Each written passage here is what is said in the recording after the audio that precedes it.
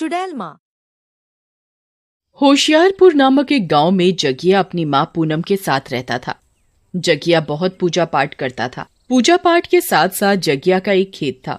उसमें वो ताजी ताजी सब्जियां उगाता और उन्हीं का सेवन करता। बाकी बची हुई सब्जियों को वो गांव वासियों को बेचता और उसी से घर का गुजारा करता। जगिया की माँ पूनम की उम्र हो गई थी। बुढ़ापे की वजह से पूनम को हाई ब्लड प्रेशर रहता था। साथ ही साथ पूनम को दिल की बीमारी भी हो गई थी। एक दिन पूनम की तबीयत बहुत ज्यादा खराब हो जाती है। पूनम बिल्कुल बिस्तर से उठ भी नहीं पाती, जैसे कि उसका अंतिम समय चल रहा हो।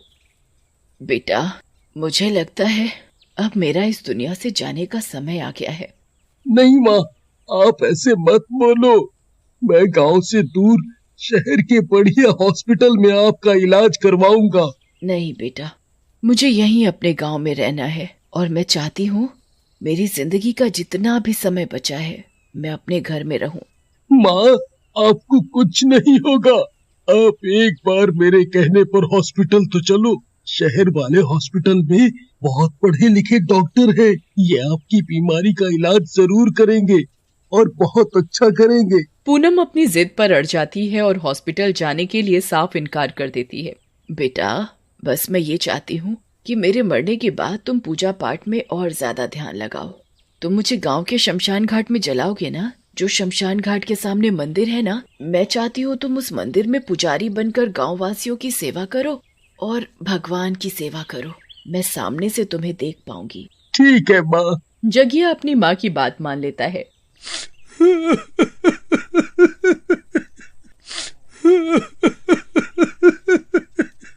आप मुझे छोड़कर क्यों चली गई?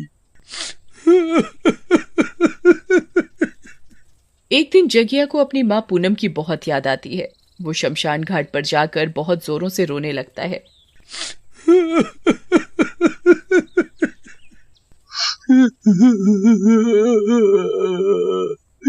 माँ, आप मुझे छोड़कर क्यों चली गई? मैं आपसे बहुत प्यार करता हूँ। जब से आप मेरे पास से दूर चली गई हो, तब से मुझे यहाँ रहना अच्छा नहीं लगता। मन करता है मैं मर जाऊं। मैं भी आपके पास आना चाहता हूँ माँ। जगिया की ये बात सुनकर जगिया की माँ पूनम उसके आगे प्रकट हो जाती है। माँ, आप मुझे छोड़कर कहाँ चली गई? मैं आपके बिना यहाँ नहीं रह पा रहा। मेरा यहाँ जीना मुश्किल है। मैं दिन रात आपको याद करता हूँ। जब से आपका देहांत हुआ है, ऐसा एक भी दिन नहीं हुआ कि मैं आपसे मिलने शमशान घाट ना आया हूँ। और एक आप है कि आप मुझसे कभी मिलती ही नहीं। हाँ मेरा बेटा, मुझे सब पता है, पर मैं तुम्हारे आगे नहीं आना चाहती थी, क्योंकि अगर मैं तुम्हारे आगे आती तो तुम्हारा मन और दुखी होगा। माँ, मुझे आप अपने पास बुला लो। मैं आपसे दूर नहीं रह सकता। अरे ये किस तरह की बात कर रहे हो बेटा? मैं चाहती हूँ तुम अब मंदिर छोड़कर अपनी शादी करो और अपने परिवार के साथ अपना आगे का जीवन व्यतीत करो। जब तुम्हारे बीवी बच्चे हो जाएंगे तब तुम्हें मेरी याद नहीं आएगी। नहीं माँ, मुझे कोई शादी नहीं करनी। मुझे बस अपने पास बुला लो। तुम चुप करो और अपनी शादी के बारे में सोचो। गांव की किसी अच्छी लड़की से अपना विवाह करो। पूनम जगिया को अपनी कसम देती है और उसे शादी करने को बोलती है। बस बेटा ये याद रखना, जब भी तुम मुझे याद करोगे मैं तुम्हारे आगे प्रकट हो जाऊंगी। जब भी तुम्हें मेरी जरूरत होगी मैं शमशान घाट वाले मित्रों के साथ मिलकर तुम्हारी मदद करूंगी। जगिया अपनी माँ से बात कर रहा होता है, तभी एक गांववासी गोलू उसको शमशान घाट में अकेले बात करते हुए देख लेता है। अरे, ये जगिया शमशान घाट में अकेले इस समय किससे अकेले अकेले बात कर रहा है? मुझे तो अब भैया डर लग रहा है। ये जगिया कहीं हम सब गांव वासियों के लिए कोई जाल तो नहीं बना रहा? मुझे तो लग रहा है इसने मंदिर में रहकर कोई भक्ति नहीं की, बल्कि इसने जादू टोटका सीखा है। पर ये शमशान घाट में अकेले आत्माओं से बात करता है। उन्हें अपने मन की सारी बात बताता है और उनसे काम करवाता है। गोलू गांव जाकर सब गांववासियों को जगिया की बात बता देता है। अरे गोलू, तुम ये कैसी बात कर रहे हो? अगर ऐसा कुछ है तो फिर हमें जल्द से जल्द उस जगिया का कुछ करना पड़ेगा। जी मुखिया जी, हम सबकी जान खतरे में है। जगिया शमशान घाट में जाकर अकेले आत्माओं से बात करता है। इसने बहुत भयंकर जादू सीख लिया है। मुझे तो लगता है ये एक एक करके सब गांव वासियों को अपने वश में कर लेगा। तुम ही बताओ, अब हम इस जगिया का करे तो करें क्या?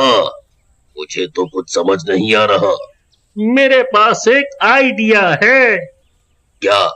जरा हमें भी बताओ, इस जगिया के साथ क्या करना चाहिए? मुखिया जी, आप कल जगिया को अपने घर पर आने के लिए आमंत्रित कर लीजिए। जगिया भोजन के लिए आपके घर आएगा। हम सब उसे यहीं पकड़ लेंगे और उसे जान से मार देंगे। इसी में हम सबकी भलाई है। अरे गोलू, तुमने क्या मस्त आइडिया दिया है। हमें अब यही करना पड़ेगा और जगिया को बहाने से यहाँ बुलाना पड़ेगा। जी मुखिया जी, जगिया आपको गांव के मुखिया होने के नाते मना भी नहीं करेगा। अगली सुबह गांव का मुखिया शमशान घाट के सामने वाले मंदिर में जगिया को भोजन करने के लिए आमंत्रित करने के लिए जाता है, पर वो देखता है कि मंदिर में कोई नहीं है। अरे, ये जगिया किधर गया? हम सब ने कल मिलकर इतनी मुश्किल से प्लान बनाया है इस जगिया का खात्मा करने का, और ये जगिया है ही नहीं इधर। ऐसे तो हमारा प्लान चौपट हो जाएगा। अब मैं क्या करूं? तभी गांव के मुखिया को दिमाग में आता है कि कहीं जगिया शमशान घाट में जादू टोटका तो नहीं कर रहा। वो कुछ कदम आगे बढ़कर शमशान घाट की तरफ जाता है और वो जगिया को उधर ही पाता है। गोलू बिल्कुल ठीक ही कह रहा था। हमें अब जल्द से जल्द इसका कुछ करना ही पड़ेगा। मुखिया जी प्रणाम। जी बताइए, आप यहाँ कैसे? अरे जगिया, मैं तो तुम्हें देखते देखते ही यहाँ तक आ गया। मैं मंदिर गया था। मैंने वहां देखा कि तुम उधर नहीं हो। फिर किसी गांव वासी ने मुझे बताया तुम इधर हो, तो मैं इधर आ गया। बस मुखिया जी, मैं क्या बताऊं, जब से माँ का देहांत हुआ है मेरा मन नहीं लगता। मैं अक्सर यहाँ आ जाया करता हूँ, ये सोच करके कि मेरी माँ यहीं कहीं है, मेरे पास। तुम परेशान मत हो जगिया, हमारे घर आज रात में भोजन है और मैं यहाँ तुम्हें भोजन के लिए आमंत्रित करने ही आया हूँ।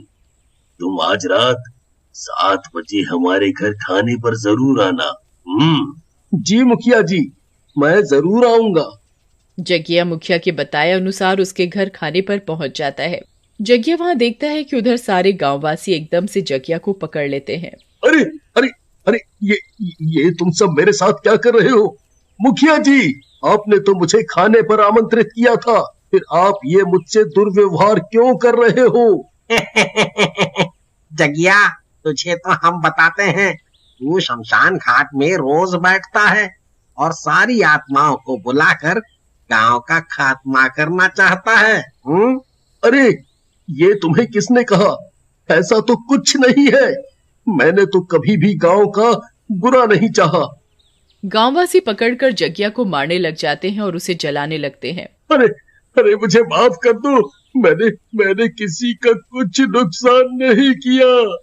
गांववासी जगिया को जला ही रहे होते हैं कि तभी जगिया बहुत जोरों से रोने लगता है और अपनी माँ को याद करने लगता है। जगिया की माँ शमशान घाट की सारी आत्माओं को लेकर मुखिया के घर पहुँच जाती है। गांववासी सब भूत प्रेतों को देखकर बहुत डर जाते हैं। तुम्हें क्या लगा था मुखिया, तुम मेरे बेटे को इतनी आसानी से जिंदा मार दोगे? मेरे बेटे पर मेरा साया है, तुम चाहकर भी इसका कुछ नहीं बिगाड़ सकते। तभी पूनम जगिया को उन गांववासियों से बचा तो लेती है और सब गांववासियों को श्राप दे देती है कि इस गांव में आज के बाद कोई भोजन का निमंत्रण नहीं होगा। अगर किसी भी गांववासी ने भोजन पर किसी को भी आमंत्रित किया तो वो मर जाएगा और उनकी आत्माओं की टोली में शामिल हो जाएगा और वो सारा खाना उनके पास आ जाएगा। कोई गांववासी उस खाने को नहीं खा सकता। तब से ही कोई भी होशियारपुर गांव में भोजन पर किसी को चाहकर आमंत्रित नहीं कर सकता। जिस भी किसी ने किया है वो तुरंत ही मर गया है। और आत्माओं की टोली में शामिल हो गया है।